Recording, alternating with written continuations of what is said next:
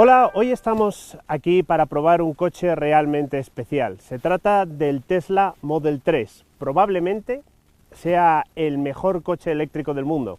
Algo que tampoco es muy complicado teniendo en cuenta que en realidad coches eléctricos en el mundo actualmente hay como unos 10 y en este rango de precios solo hay 4 y de esos 4, 2 son modelos de Tesla. Dicho esto, lo que está claro es que este coche eléctrico sí es el coche que ha suscitado más expectativas de la historia. Una semana después de su lanzamiento ya se habían registrado nada menos que 350.000 prerreservas en la web de Tesla, de gente que estaba dispuesta a comprarse el coche, de gente que había puesto 1.000 euros sobre la mesa para reservar la opción de comprarse un Model 3 que presuntamente iba a costar desde 35.000 euros. Sin embargo, el modelo que tenemos hoy aquí, un Model 3 Performance, Dual Motor, con tracción total y 462 caballos, cuesta desde 70.100 euros y en concreto esta unidad cuesta 80.000 euros, de manera que parece que ese primer objetivo de hacer un coche eléctrico barato se nos ha escapado. Vamos a analizar la gama. El Tesla Model 3 se vende actualmente en España en dos versiones. Ambas son de tipo long range, eso significa que tienen una batería de 74 kWh de capacidad aprovechable. Está el long range a secas, que cuesta desde 59.100 euros y que tiene 350 caballos de potencia y acelera de 0 a 100 en 4,8 segundos. Y está el performance, el que tenemos aquí, que tiene 462 caballos y acelera de 0 a 100 en 3,5 segundos. Además, van a existir dos versiones más, la mid range, que va a tener 62 kWh de capacidad, y la standard range, que solamente va a tener 50 kWh de capacidad de batería. Esta standard range, cuando llegue a España, y llegará solamente con motor trasero, sería la que hipotéticamente podría costar esos 35.000 euros que en teoría iba a costar el Model 3 más barato. Bien, vamos a verlo por fuera. ¿Qué tenemos aquí? Tenemos un coche de 4,70 metros de largo que tiene dos maleteros, un maletero delantero y un trasero. Un delantero lo llaman frunk. El coche se puede abrir tanto utilizando una tarjeta RFID como utilizando la aplicación del móvil. Es posible memorizar hasta 19 llaves distintas, es decir, 19 móviles diferentes. Para abrir el maletero, por ejemplo, una vez que tienes el Bluetooth activado, simplemente tienes que pulsar un botón en la aplicación y abres este maletero delantero que tiene 85 litros de capacidad. El maletero trasero, que lo vamos a ver ahora, tiene 350 litros de capacidad. No son maleteros muy grandes para la longitud que tiene el coche. Bien, cosas importantes, es un coche bastante bajo, mide 1,44 de altura y tiene un CX muy bueno, de 0,23. Eso es imprescindible porque queremos que el coche tenga mucha autonomía eléctrica y para eso necesitamos que el consumo eléctrico, es decir, la resistencia al avance, sea la mínima posible. Cosas interesantes del exterior. Es un coche que está repleto de sensores. Por ejemplo, ahí en el parabrisas, en la parte superior, tiene 3 cámaras. Después en esta parte delantera tiene 6 sensores de ultrasonidos, tiene un sensor de radar y después en total tiene 8 cámaras. Tiene también otra cámara aquí, tiene otra cámara en el pilar B y tiene una cámara trasera. Y todas estas cámaras sirven para el sistema Autopilot, que funciona bastante bien, es uno de los mejores del mercado. Yo diría que es el mejor salvo por algunos detalles. Los tiradores están enrasados en la carrocería para reducir la resistencia aerodinámica y una vez que tienes el móvil asociado al coche y te acercas al coche, pues se abre automáticamente siempre que tengas el Bluetooth encendido sin tener que hacer nada. El techo solar, el techo es completamente de cristal, no solamente esta parte, sino esta parte también. Desde fuera puede que no parezca muy espectacular, pero visto desde dentro es impresionante tener un techo de cristal tan grande. Los neumáticos son Michelin Pilot Sport 4, y tienen un agarre muy bueno, 4S, y tienen un agarre muy bueno. Los frenos lleva pinzas fijas de 4 pistones delante, las traseras son flotantes, el tacto de freno, como vamos a ver luego, es bastante bueno. Como es un coche eléctrico, por supuesto, tiene que haber un puerto de carga, y a diferencia de los Model S y Model X, este puerto de carga es un CCS Combo, es un puerto de carga europeo, estándar con pinchos para la carga en corriente continua y por supuesto para la carga en corriente alterna trifásica hasta 11 kilovatios. Y en cuanto al maletero trasero, como os he dicho, podría ser un poquito más grande, pero ofrece una capacidad bastante aceptable. Y aquí tenemos otro espacio adicional para seguir guardando cosas. El primer detalle técnico que tenemos que abordar sobre el Model 3 es la construcción del chasis.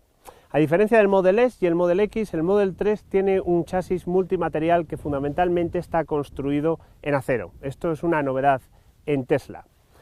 Este Model 3 es bastante ligero para ser un coche eléctrico con una batería de 74 kWh. Pesa en orden de marcha, es decir, con un conductor dentro, 1.922 kilos, es el peso homologado según UE. El peso en vacío sin el conductor son 1.860 kilos.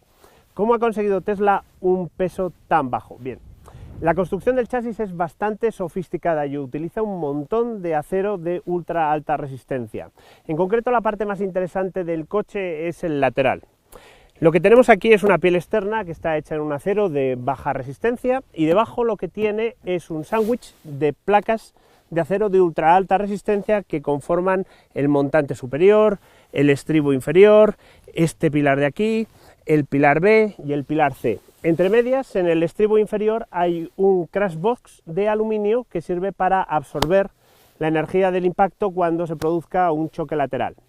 Después de esta estructura de acero de ultra alta resistencia que tiene en la parte trasera bastante aluminio para aligerar, por ejemplo en el mamparo que separa la parte trasera del maletero, lo que encontramos es la batería. La batería está en los bajos del coche y, a diferencia de otros coches eléctricos, por supuesto tiene una función estructural, pero no tiene una función estructural tan marcada como, por ejemplo, en un Audi e-tron 4 o en un Jaguar I-Pace. Esta también es una novedad respecto de los Model S y los Model X, donde la batería tenía una función de protección, la carcasa de la batería tiene una función de protección mucho más marcada. En este caso, la batería es más ligera y confía la protección a los largueros inferiores en acero de ultra alta resistencia del chasis. Uno de los problemas más famosos que ha tenido el Model 3 en Internet son los detalles de acabado mejorables. Y lo cierto es que en esta unidad de prensa, que presuntamente debería estar especialmente bien acabada, encontramos algunos. Encontramos detalles en el interior y encontramos detalles incluso en el exterior. El trabajo de pintura podría ser un poquito mejor, ¿de acuerdo? Tiene algunas aguas, eso es cierto. La homogeneidad de las franquicias en esta unidad es bastante buena, pero hemos visto muchos ejemplos en Internet de coches entregados a clientes en los que es mejorable. Y por poner un ejemplo, en esta unidad en concreto, lo que tenemos aquí es un defecto de ajuste entre la puerta y la aleta. ¿Qué va a ocurrir? Pues que el que se compre un Model 3 creo que va a tener que pasar unas cuantas veces por el taller, que va a tener que ponerse insistente y decir, oiga, señores, quiero que me dejen esto perfectamente ajustado, tan perfectamente ajustado como debería haber salido de fábrica. No me preocupa mucho que haya un defecto aquí de 2 centímetros, porque esto se arregla ajustando los fijadores de la aleta y ajustando los fijadores de la puerta, pero quiero que me lo arreglen porque he pagado 80.000 euros por el coche. Bueno, vamos a hablar del interior del Model 3. El interior del Model 3 se compone de una pantalla. Bien, ya hemos acabado de hablar del interior del Model 3, que no, que es broma. Lo cierto es que la pantalla sirve para controlar casi todas las funciones. Parte buena, pues que es una pantalla fantástica, tiene responsiveness, es very responsive, funciona de muerte. Y lo cierto es que es bastante intuitiva. Por ejemplo, dándole aquí al cochecito, se pueden controlar cosas como, por ejemplo, los retrovisores o, por ejemplo, el volante, que se mueve para arriba y para abajo utilizando estos mandos de los radios. Y también para adentro y para afuera, utilizando estos mandos. Una vez que te acostumbras a esto, manejar casi todo el coche es bastante sencillo. Existen algunos controles físicos, como por ejemplo para encender y apagar el warning, como por ejemplo para subir, bajar ventanillas, abrir las puertas, pero prácticamente todo lo demás se hace a través de la pantalla, o en el caso del piloto automático, del control de crucero automático, se hace a través de la palanca de las marchas. Esto sirve tanto para conectar y desconectar el control de crucero como para seleccionar avance, retroceso, punto muerto y la P.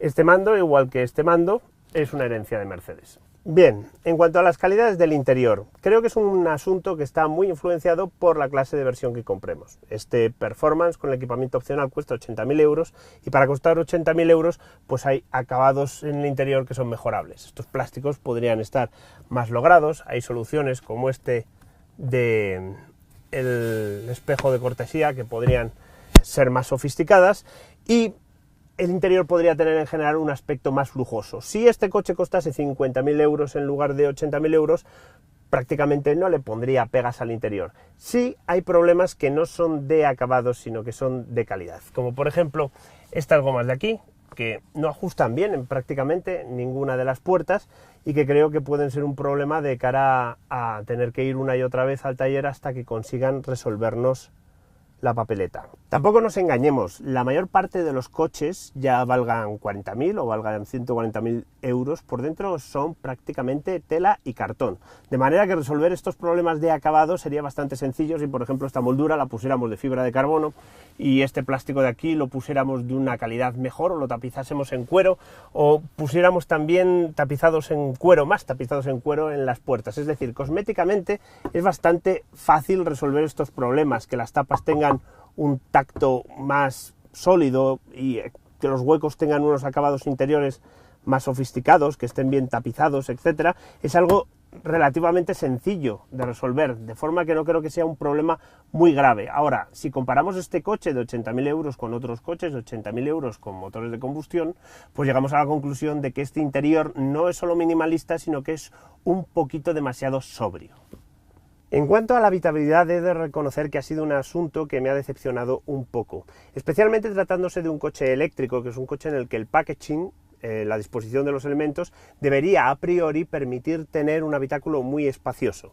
Los pedales están un poco cerca de la postura de conducción, del puesto de conducción, pero más allá de eso esperaba que fuera posible introducir los pies debajo del asiento del conductor, o cuando el asiento del conductor estuviera puesto en su posición inferior, y que esta banqueta fuera un poco más larga y sobre todo que fuera un poco más alta para que no hubiese tanto ángulo en las piernas.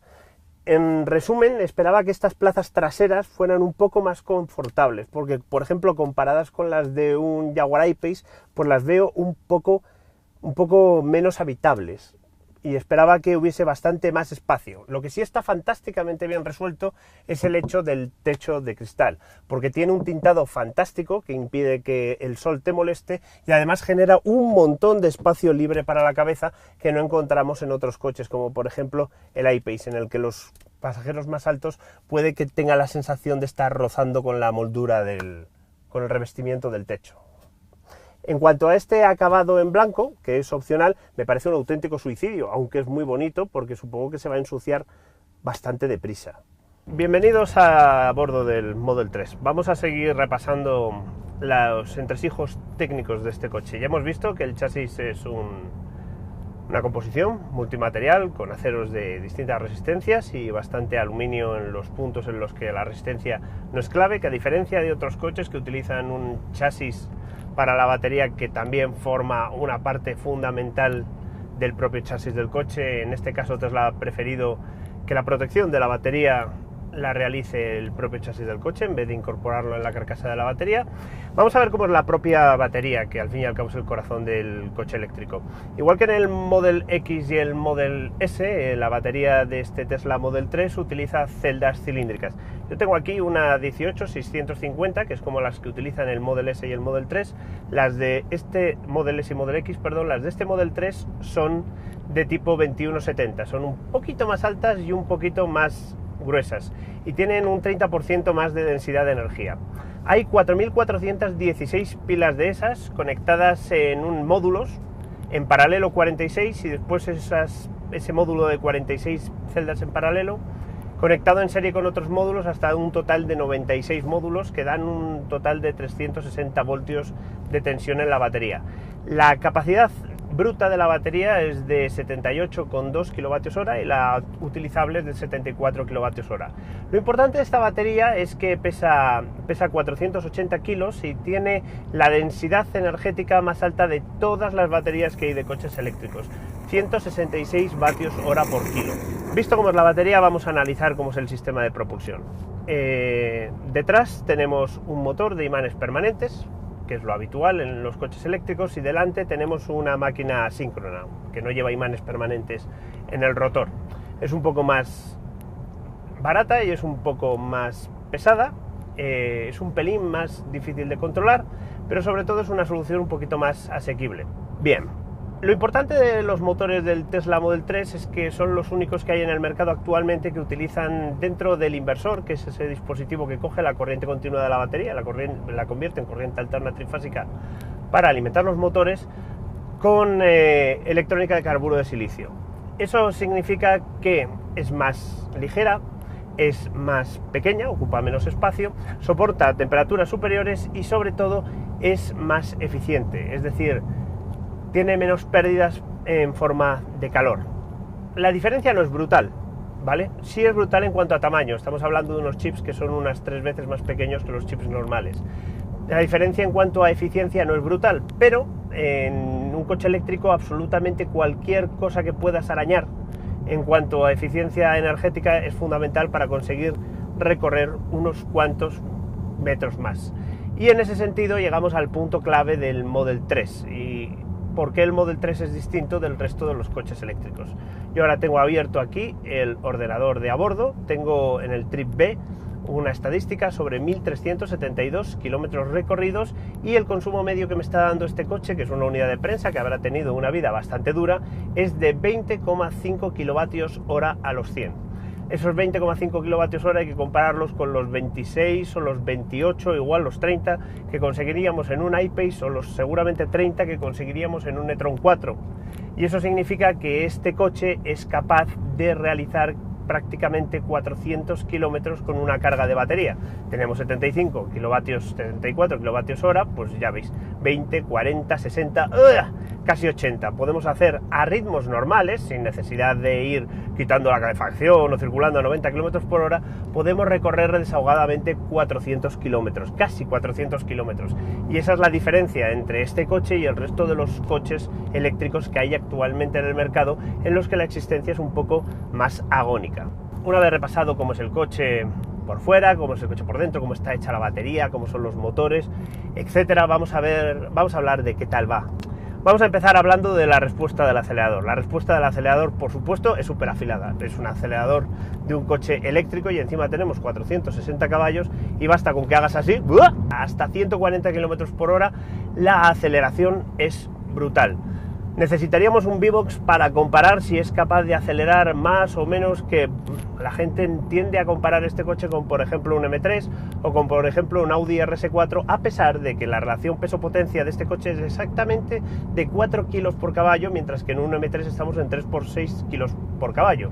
Es decir, es una comparación desleal desde el punto de vista de que, demonios, el Tesla Model 3 no debería correr tanto como un M3 en línea recta y sin embargo es capaz de acelerar de 0 a 100 en 3,5 segundos y por lo que hemos experimentado probando este coche parece que es capaz de hacerlo.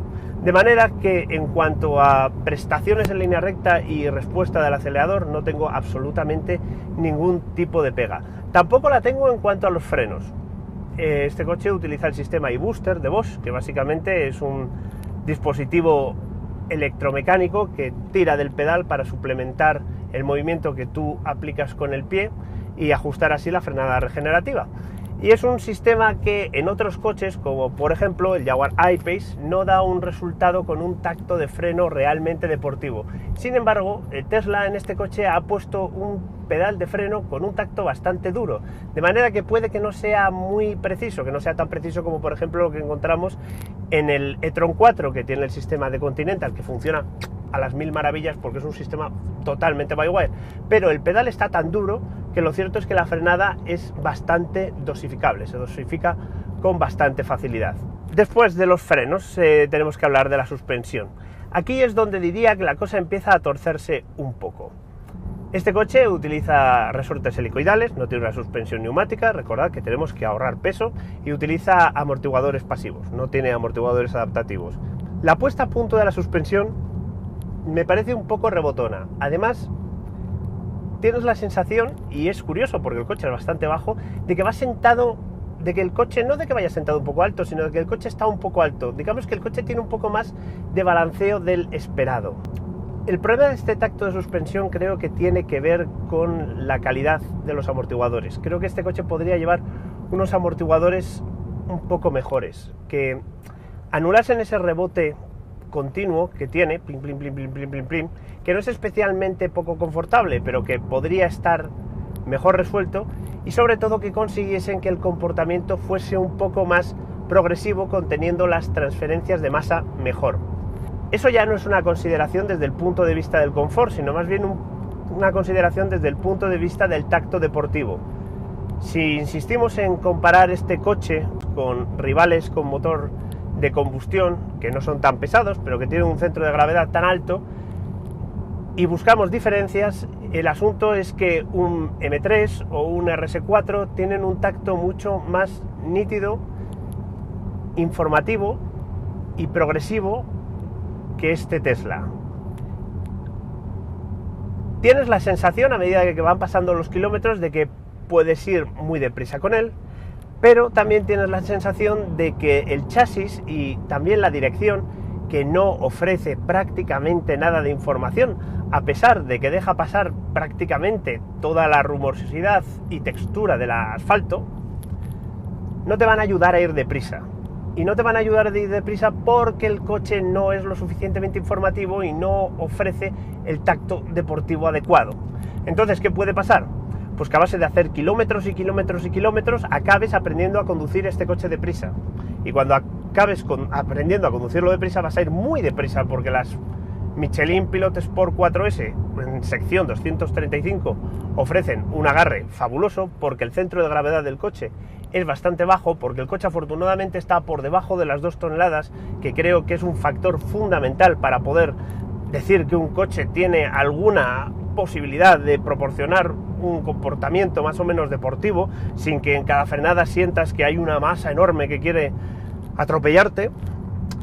Pero no ocurre lo que ocurre en coches que están mejor puestos a punto de chasis, en los que te sientes perfectamente integrado con el coche. Y al margen de estas cuestiones, en las cuales podemos establecer una comparación directa entre este Tesla Model 3 y un coche, digamos, convencional, es decir, los coches que ya existen en el mercado, están esos asuntos en los cuales el Tesla Model 3 es mejor que cualquier otro coche del mercado, y que creo que constituyen las razones auténticas para comprar este coche.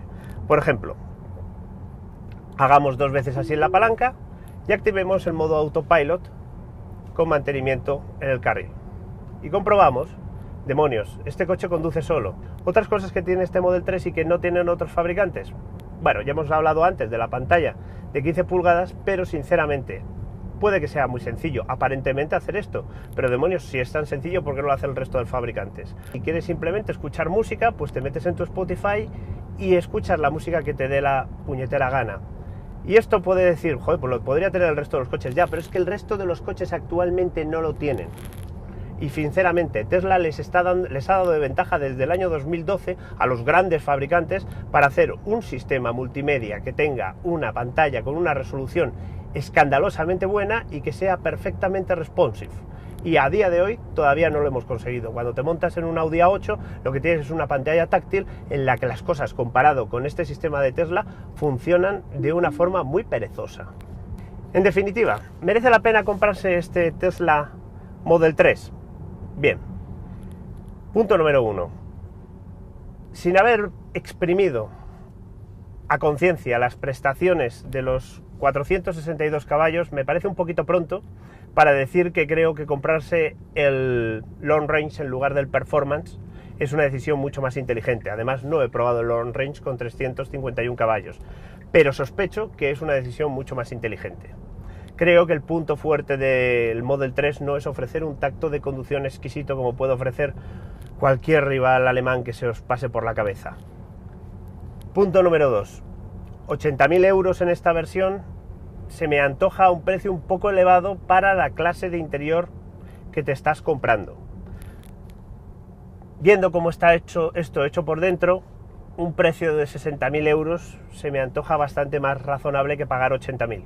Y cuando digo pagar 80.000 en lugar de 70.100, que es lo que cuesta este coche de serie, lo digo porque hay una cosa que obviamente vas a tener que poner al coche, y es el autopilot ampliado.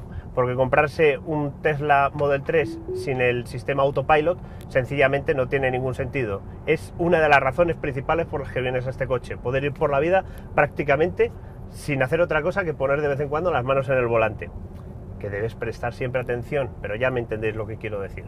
Entonces, en definitiva, ¿qué deberíamos hacer? Pues creo que deberíamos decantarnos por la versión Long Range en lugar de la versión Performance.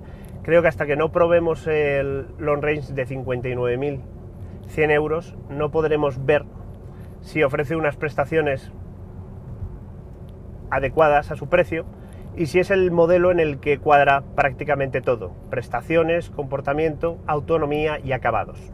Y bueno, tampoco debemos pretender saber absolutamente todo sobre un Tesla Model 3 en una toma de contacto de apenas 6 horas. Volveremos a coger el coche durante más días y le haremos kilómetros y kilómetros y kilómetros y comprobaremos hasta dónde puede llegar y cómo de deprisa puede moverse, y entonces podremos llegar a conclusiones bastante más sólidas que las que hemos extraído durante esta primera toma de contacto. Si os ha gustado este vídeo y queréis ver más vídeos como este y estar al corriente de todas las novedades del mundo del motor, no os olvidéis de suscribiros. Y como siempre, muchísimas gracias por vernos.